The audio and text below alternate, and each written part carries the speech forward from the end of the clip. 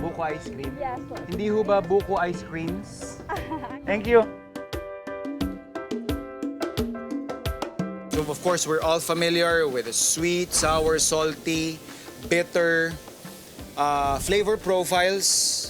And pinakasusi actually doon, when you get to balance everything, mapapalabas mo yung umami. Or, pag mas familiar ka na dun sa craft mo, you can actually use ingredients na packed with umami. We'll be doing seafood gratin. And then we're just gonna shock yung ating mussels and yung ating clams.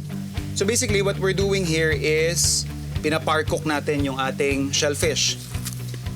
The presentation I'm thinking here kasi is nakatanggal na sila sa kanya-kanya mga shells para convenient din kapag sinerve natin at ipapakain sa ating mga mahal sa buhay or clients. Let's check yung ating pan siguro after mga 5 to 8 minutes and dapat ito yung makita natin. Habang pinalalamig natin yung ating shellfish, sasatay lang tayo ng ating miripwa. Ating carrots, yung ating onions, yung ating celery.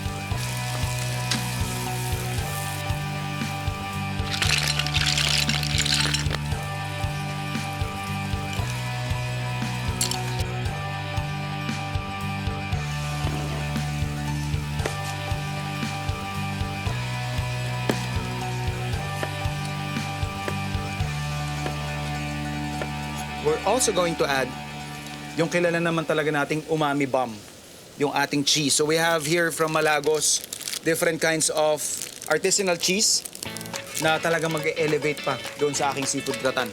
Ihahalo natin siya doon sa ating breadcrumbs. So ito gagawin natin siyang pang pinaka-filler natin or extender doon sa ating seafood gratin and also as a topping.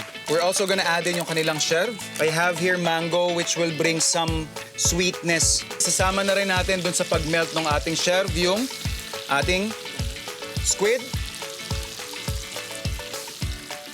And then we're just gonna let it simmer. Reduce yung kanyang excess moisture. And then we're just gonna add in yung ating fish fillet. Yung parang pinaka-binder natin tsaka filler. Mixture ng borracho at tsaka breadcrumbs.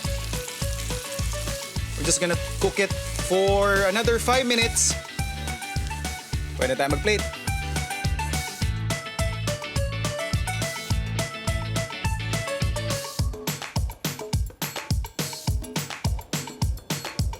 So we have mussels, we have clams, we have shrimp, of course, squid. Maybe this would go well in Tabasco or hot sauce, something acid. Sarap nga. Yeah. Kahit walang kahit Walang salt. lemon, sa salt. Na-imagine nyo kung merong something sour, Oo. it would cut through yung richness nung cheese, ng seafood. Malaki ang pagpapahalaga nating mga Pinoy sa balanse ng lasa ng bawat pagkain. Resulta ito ng mahabang kasaysayan ng paghahalo-halo ng local traditions at foreign influences sa pagbuo ng matatawag natin ngayong Filipino cuisine. Toast. My God, I'm enjoying this. At sa sentro nito, kung saan balanse ang bawat tamis, alat, asim at pait, naroon ang linamnam. Isa sa mga sekreto kung bakit ang pagkain Pilipino ay lagi nating hinahanap-hanap at binabalik-balikan.